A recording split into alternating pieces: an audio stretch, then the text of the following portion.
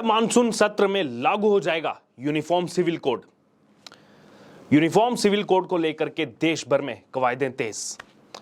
एक तरफ पीएम मोदी का बयान, दूसरी तरफ देश के गृह मंत्री अमित शाह की यूसीसी को लेकर बैठक। जी हां, इस समय अगर बात की जाए तो यूनिफॉर्म सिविल कोड या फिर कहा जाए कॉमन सिविल कोड, उसको लेकर के देश भर में जहां एक तरफ चर्चाएं तेज हैं, हाल ही में 22वें लॉ कमीशन की तरफ से देश भर के लोगों से और धार्मिक संगठनों से यूनिफॉर्म सिविल कोड को लेकर के सुझाव मांगे गए हैं। और इसी बीच प्रधानमंत्री नरेंद्र मोदी का विदेशी दौरे के बाद आना और आकर के यूसीसी को लेकर के तमाम बातें कहना कहीं ना कहीं ये इशारा दिखा रहा है कि क्या अभी जो मानसून सत्र आने वाला है संसद का, क्या उसमें यूनिफॉर्म सिविल कोड को लागू किया जाएगा। लगातार इसी बात की कवायदें जो है वो तेज हो गई हैं। और इसी बीच आपको बता दें, बड़ा अपडेट सामने आ रहा है जब देश के गृह मंत्री अमित शाह की बैठक हुई है यूसीसी को लेकर के। जी हां, और ये बैठक जो है गृह मंत्री अमित शाह से देर शाम जो है वो मिलने पहुंचे थे देश के कानून मंत्री अर्जुन राम मेघवाल, और उनके साथ जो लॉ सेक्रेटरी हैं यानी कि विधि सचिव हैं वो भी इस दौरान बैठक में मौजूद रहे। यानी कि बैठक में क्या इन चीजों पर चर्चा हुई होगी कि अब तक जो सुझाव आए हैं, क्योंकि सुझाव जो ओपन कर दिए गए थे काफी दिन पहले ही, कि अब तक क्या क्या सुझाव यहां पर जनता की तरफ से आ रहे हैं, क्योंकि इसको ओपन रखा गया था हर एक के लिए। कोई भी नागरिक जिसको भी यूसीसी को लेकर के कुछ भी उसके मन में राय हो, कुछ भी सुझाव हो, वो सरकार को दे सकता है। इसलिए इसको ओपन रखा गया था, चाहे फिर वो आम जनता हो, चाहे धार्मिक संगठन हो।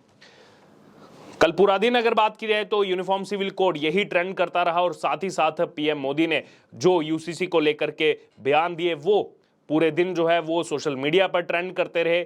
और कहीं ना कहीं जो विपक्षी दल यूसीसी के खिलाफ में बात कर रहे थे, यूसीसी के खिलाफ में बयान दे रहे थे, चाहे फिर वो समाजवादी पार्टी के सांसद एसटी हसन हो, कहीं ना कहीं उनके जो है यहां पर मुंह पर करारा तमाचा जो है वो यहां पर लगाने का प्रयास किया गया था। क्योंकि जिस हिसाब से उन्होंने विवादित बयान दिए थे एसटी हसन ने कि देखिए कुछ भी हो जाए हम तो अपने हिसाब से चलेंगे, हम संविधान को नहीं मानेंगे, यूसीसी लागू होगा हम तब भी नहीं मानेंगे। और ये किसने कहा था? ये एक सांसद ने कहा था जिसने संविधान की शपथ खाई थी, लोगों ने चुन करके भेजा था संसद में। तो इसीलिए ये बेहद जरूरी था कि सरकार की तरफ से एक बेफिटेड रिप्लाई जो है वो यहां पर इन लोगों को दिया जाए यूसीसी को लेकर के।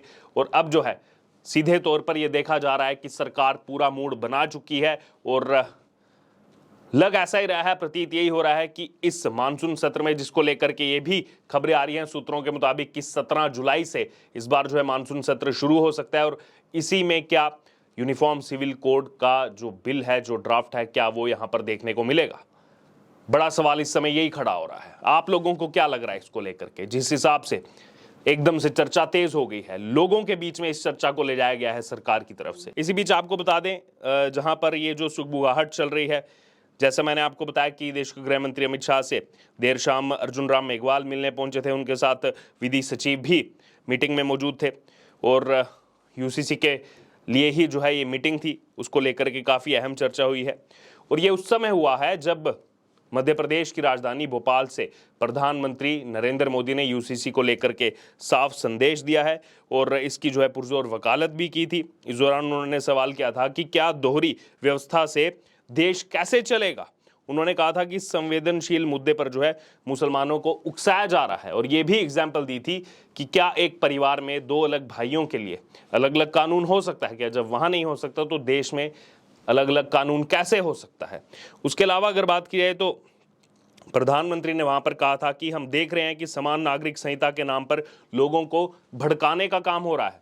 कहीं ना कहीं इशारा उन नेताओं की तरफ है जो भड़काने का प्रयास कर रहे हैं लोगों को, और कह रहे हैं कि हम तो संविधान को मानेंगे नहीं, हम यूसीसी अगर लागू भी हो जाएगा तब भी नहीं मानेंगे, हम तो अपने हिसाब से चलेंगे।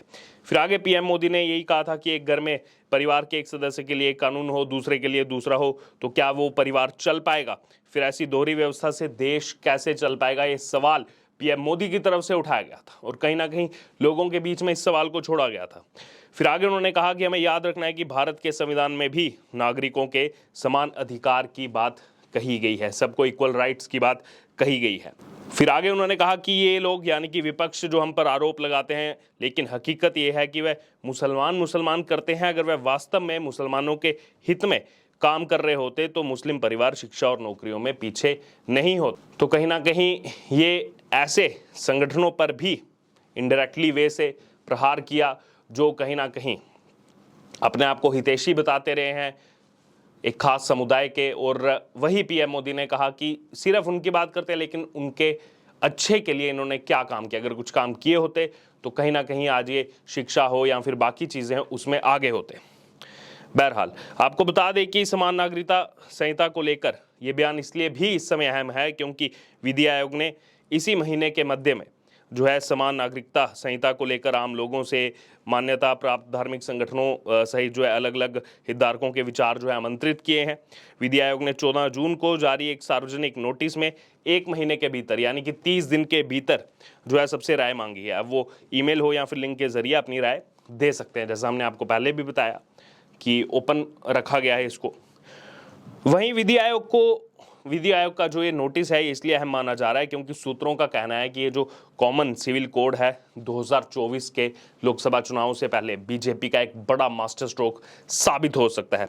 चाहे जम्मू कश्मीर से अनुच्छेद 370 की धाराओं को हटाना हो या फिर अयोध्या में राम मंदिर का निर्माण, जिसको लेकर के कहा जा रहा है कि जनवरी 2024 में प्राण प्रतिष्ठा के बाद जो है आम जनता के लिए खोल दिया जाएगा, उसके साथ ये तीसरा एक बड़ा फैक्टर जो है वो बीजेपी के लिए साबित हो सकता है। इसीलिए जो है यहाँ पर बार बार कहा गया यूसीसी को लेकर के अभी पिछले कुछ दिनों की सुगबुगाहट नहीं है। आपको बता दें कुछ महीने पहले भी यहाँ पर देश के गृह मंत्री अमित शाह ने फरवरी महीने की बात की है तो उस समय उन्होंने कहा था यूसीसी को लेकर कि यूसीसी की दिशा में हम आगे बढ़ रहे हैं।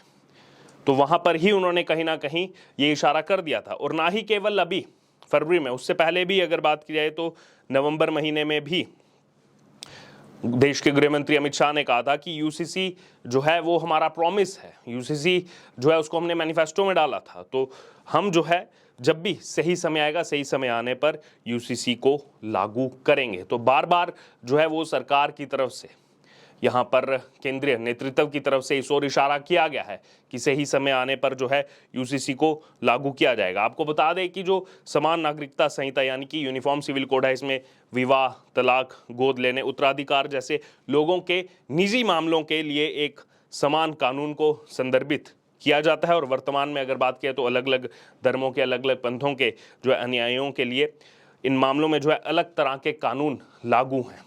अलग अलग जो है यहाँ पर पंथों के, धर्मों के कानून अपने हिसाब से यहाँ पर काम करते हैं और इन्हीं व्यक्तिगत कानूनों को खत्म करने के मकसद से यूनिफॉर्म सिविल कोड की परिकल्पना जो है वो की गई है। बहरहाल अब ये चर्चाएं एकदम से तेज हो गई हैं यूनिफॉर्म सिविल कोड को लेकर के। इसमें आप लोगों को क्या लग रहा है, क्या मानसून सत्र में सच में यूनिफॉर्म सिविल कोड लागू हो जाएगा? आपकी इस पर जो भी राय हो आप हमारे साथ कमेंट बॉक्स में शेयर कर सकते हो। इससे जुड़े तमाम अपडेट के लिए बने रहिए एसडीवी न्यूज़ के साथ।